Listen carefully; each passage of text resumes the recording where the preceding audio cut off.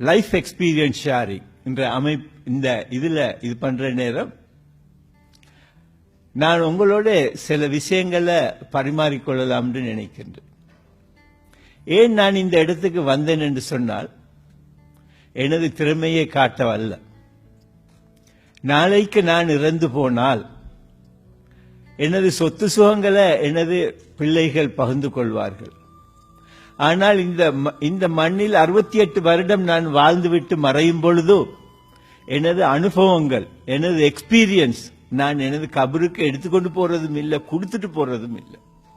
ஆகவே எனது சொத்து சுகங்களை விட சில நேரம் எனது எக்ஸ்பீரியன்ஸ் உங்களுக்கு பொறுமதியா இருக்கும் என்ற ஒரே காரணத்துக்காக வேண்டித்தான் நான் இந்த நிகழ்ச்சியில கலந்து கொள்ளணும் என்ற ஒரே நோக்கத்துக்காக வந்திருக்கிறேன்.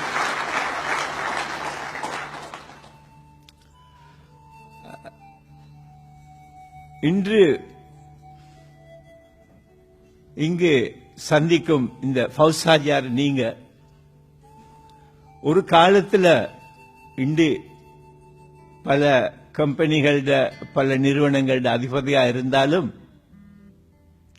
ஒரு காலத்தில் ஒன் வே டிக்கெட்டுக்கு கொழும்புக்கு தொழில் தேடி வந்தவர் தான் நான். இன்று எத்தனையோ படித்தவர்களும் படிக்காத எமது இளைஞர்களும் அவர்களுக்கு வாய்ப்புகள் இல்லை, வசதிகள் இல்லை, அவர்களை தூக்கி விடுவதற்கு ஆள் இல்லை என்று தன்னைத்தானே குறை கோரிக் கொண்டிருக்கின்றார்களே தவிர அதற்கான முயற்சிகளை ஈடுபடுத்துகிறார்கள் இல்லை. ஆகவே அந்த வகையில் எனது ஆரம்ப காலம் எப்படி இருந்தது, எவ்வாறு நான் எனது குடும்ப நிலைகளை பற்றி உங்களிடம் சிறிது கலந்து பேச வேண்டும் என்று நினைக்கின்றேன்.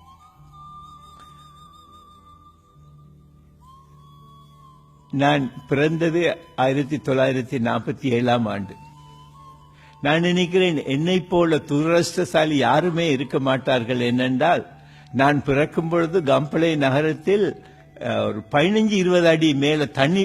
இப்போ ஸ்டேஷன்ல போயிட்டு பார்த்தா தெரியும், ஸ்டேஷனுக்கு மேல 15 அடி தண்ணி. எங்களது வீடுகள் எல்லாம் அழிந்து விட்டது என்று எங்களது உம்மா சொல்லுவாங்க.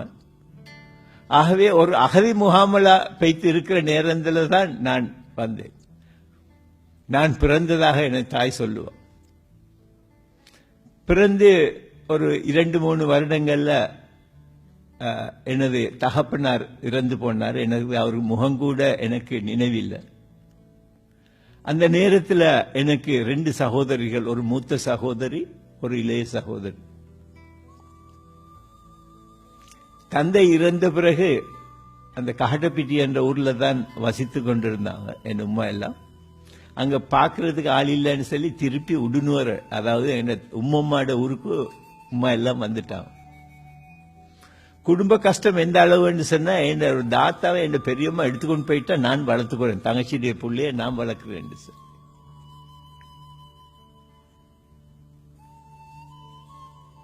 ஊருக்கு வந்த நேரத்தில் எங்களுக்கு வீடு இல்லை, வாசல் இல்லை. வீடு வீடா வேலை செஞ்சுதான் என் உம்மா என்ன வளர்த்தான்.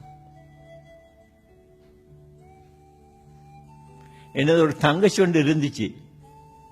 என்ன நாங்க சாப்பிட்டதெல்லாம் பிலாக்கா பொலசிக்கா ஃப்ரீயா கிடைக்கும் தானே, பொஸ் பொலசுன்னு சொல்லுவாங்க. அதுதான் எங்களோட சாப்பாடா இருந்துச்சு. ஆனா என்னால் அதை டைஜஸ்ட் பண்ண முடிஞ்சிச்சு, என் தங்கச்சிக்கு அது ஒத்து வர இல்லை. அவ பசியில மௌத்தா போன. ஏன்னா நான் இந்த நிகழ்ச்சியே உங்களுக்கு சொல்றேன்டா, அல்லாஹ் ஒரு காலத்தில் என்ன வறுமையை தந்து சோதிச்சான், இப்ப அதே அல்லாஹ் எனக்கு செல்வத்தை தந்து சோதிக்கிறான். அன்றைக்கு இருந்த நிலைமை அப்படி, இன்றைக்கு இருக்கிற நிலைமை இப்படி.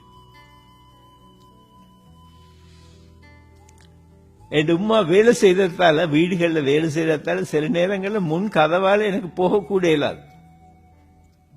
போறேன்னா உம்மா வேலைக்காரியை சுற்றி பின் கதவால தான் வீடுகளுக்கு போகணும்.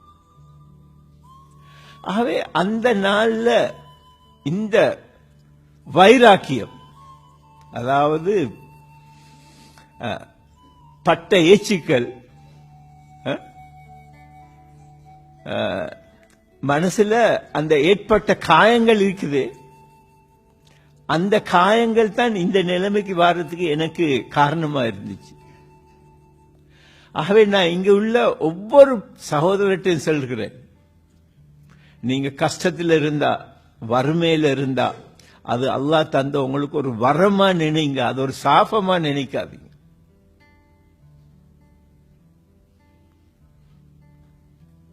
அன்றைக்கு அந்த நிலைமையில இருந்த காரணத்தால தான் எனது மனதுல ஒரு பூகம்பம் மாதிரி, ஒரு வைராக்கியம் மாதிரி எனது உள்ளம் இருந்துச்சு. என்னண்டா, இந்த சமூகத்துல நானும் வாழ்ந்து காட்டணும், நானும் என் தாயை வாழ வைக்கணும்.